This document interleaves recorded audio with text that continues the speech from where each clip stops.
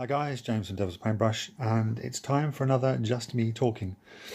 I had this one in my head for quite some time, so I've decided to do this one. I would have done this a couple of weeks ago, but with the kids coming in and out, it's been hectic, so I haven't had the time or the lack of noise to put this one down. But we're going to do this now.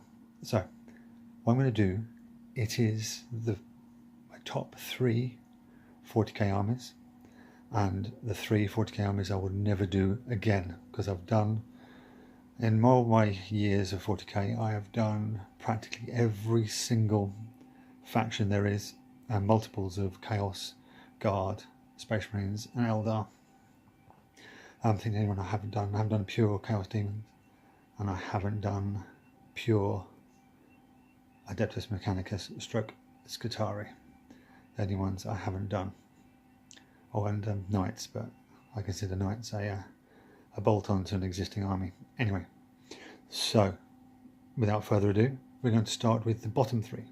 Now, at number 3, Tyranids. When it comes to the Xenos factions, not a big fan.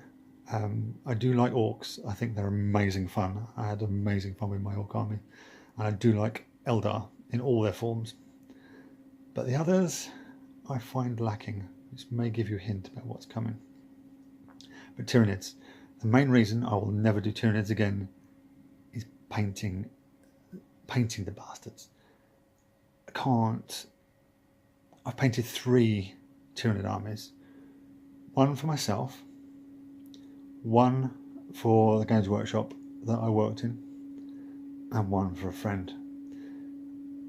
And I have not struggled so much in my life painting Tyranids. It's my own fault for choosing the colour schemes for the 2 I did. My mate chose the colour scheme for his Nids. Just painting them, you can't see an end to it, and I don't like the way, Tyranids play. Not my kind of thing. I like big guns or hitting with a big stick. I don't like, don't like them. I just don't, I'm sure I'm going to get comments about this, but I just don't like them. Anyway, number 2. Now this is going to upset someone, Mr. Idic Beer. Necrons. Now Necrons, I don't like the rules. The fact that you spend all this time pounding away a unit, you don't quite kill it, and half it gets back up again. And other things like that. I mean, some of the model I love the Triax Stalker.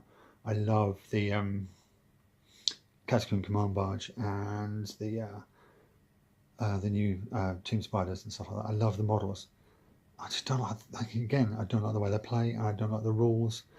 And again, it's that Xenos factions that don't quite gel with me. So yeah, number 2 is Necrons. Oh, and sorry, they're a bit dull to paint. I know you can do them in different ways, but just painting reams of silver, or if you're doing ceramics, reams of cream or whatever, it's just no. And number 3, or number 1, the one I would never do again, is Tau. Again, I love the models. I think the idea of the battle suits is fantastic. I love the manga elements they've taken and put in. I love it. But again, it's the rules. It's the reliance on big guns and shooting, and most of these dislikes, the rules go back to 7th, when you had the formations. You had the Riptide Wing or the Canoptic Harvest or whatever. But yeah, it's the rules. Yeah, I like the models, but I don't like the rules. That's pretty much number Tau and Necrons.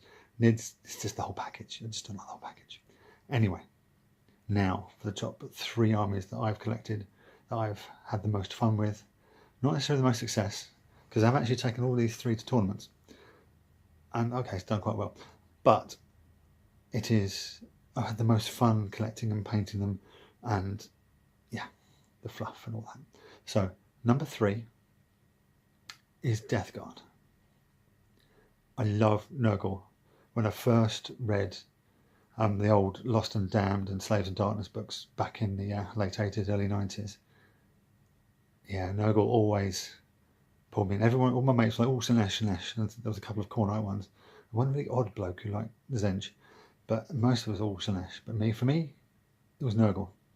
And it's just the miniatures are in the books, really classic Games Workshop, 1980s, you know, half-fly warriors, oozing, bloated goodness, yeah. And then in 3rd edition, I managed to get a full, complete army together. There's a mix of some of the metals, the plasma, the special weapons, but the main bulk of the force was converted out of Khorne berserkers with a bit of green stuff and some file work, filing off all the Khornite symbols, filing off the horn attachments, and those helmets without the horns, they're amazing. They're like stylized Mark III helmets. They're really nice. Bit of green stuff for the belly. Try to use as little of the running poses as possible, or try to convert the running poses so they looked more like they were shambling. Converted the new plastic dreadnought, because the plastic dreadnought was new when I did this. That's how long ago this was. I converted one of those. The old rhinos and predators and land raiders, slap green stuff and tentacles all over them. Brilliant. Took them to a tournament, had an amazing time. Best result I ever had at a tournament was with that Death Guard. I came 4th in the tournament, which you know, it's quite chuffed at. So yeah, Death Guard, I love them. I love the whole thing. I love the whole thing of Nurgle. I love the whole thing of their ethos. And the line that always reminds me is that Grandfather Nurgle is sitting there on his plague world, tapping his feet along to the Noise Marines playing along. That just sums up Nurgle. Vicious and comedic. Love it. Second is Sisters of Battle. And if rumours are to be believed, we're going to get some new Sisters of Battle next year. Fingers crossed they're going to be plastic, but they'll probably just be reissues of the metal stuff, which is not too bad. It does mean it's going to be about £20 for a squad of 10. And then the heavy weapon squads, yeah, it's going to be pricey if it's not in plastic, to be honest. And with the new St. Celestine and her Gemini and the Sisters of Silence, I don't see a reason why there's not going to be plastic sisters. Anyway, I love the fluff of the sisters. I love the whole, Van Dyer, the Age of Apostate, and then the daughters of the Emperor actually meeting the Emperor and turning into the Sisters of Battle as that sort of the ecclesiarchy cannot have men under arms, so it has women under arms instead, which I think is a nice twist. I think the models are fantastic. They are a bit dated. I know there's some objections to the portrayal of the models, but that's another subject. I will not comment about that on here. But yeah, I love them. Again, I took them to a tournament. I can't remember where I came. I was, I think, almost top 10. Can't remember. It was a long time ago. But my sisters were purple with white tabards and what have you. And I converted Exorcists out of the Immolator kit and Whirlwinds, because the Exorcist model hadn't actually been released then. About then it was that it was just a rhino with an organ slapped on the end, and it was like an expo kit, and it was like £35-40, which back then I couldn't quite afford. So yeah, number 2, Sisters of Battle. Now, number 1, I would do a drum roll, but no. Number 1 is Blood Angels. Blood Angels were my first cohesive, proper, thought about, listed army used in first. It was the tail end of first edition before it flipped into second edition about 1992 or 3, whenever second edition came out. Yeah, and it was a classic Road Trader Box 1 Marines. with a few metals for the special weapons, what have you, and characters, and the old cute metal dreadnoughts with the classic predators and the classic rhinos and the classic land raiders. And yeah, that was my first proper cohesive army, and I love Blood Angels. And then I love the expansion of the fluff, the whole thing about Sanguinius and Horus, and then Death Company, and when the Angels of Death Codex came out for Dark Angels and Blood Angels in 2nd edition, they just expanded it even more. And then you've got Space Hulk, which is all about Blood Angels. Then you've got the Blood Angel box set of Terminators, Metal Terminators. There was 8 in there. There was a squadron of 3 characters. There was a librarian, a captain, and something else. And lots of, yeah, they were really cool. And then 2nd edition morphed into 3rd edition, and by then I'd got a few more other armies. Blood Angels were still my mainstay, a loyalist Space Marine army. And then White Dwarf in 3rd edition did this little special section that they did chapter approved, and this was for Flesh Tearers. And I managed to get, I don't know how I did it. I had a whole lot of spare Marines lying around, or Marines that had just been undercoated. These were the new 3rd edition Marines. And so I decided to do Flesh Tearers. So I had my classic Blood Angels, which are all 1st and 2nd edition models, and I had the Flesh Tearers, which are 3rd edition models.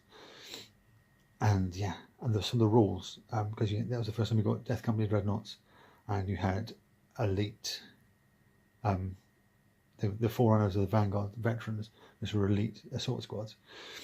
So in my army, I had a core of assault units. I had Death Company with jump packs, assault squads, and then these assault squad veterans, which I took them to a tournament again, and I just threw a couple of people because I thought I'd broken the organisation chart, because I didn't realise that these veterans, assault marines, they thought I had too many assault marines. So obviously you have to explain everything at a tournament, and once this is all worked out, and they saw the fluff behind it, people liked it. So and another thing about Flesh Tearers is, because they're such a dwindling chapter, because they're so afflicted with the Black Rage. Yeah, because they're afflicted with the Black Rage, they only had a reduced number of armoured vehicles, Predators, Land Raiders, what have you. They only had 1 per detachment, which I really liked.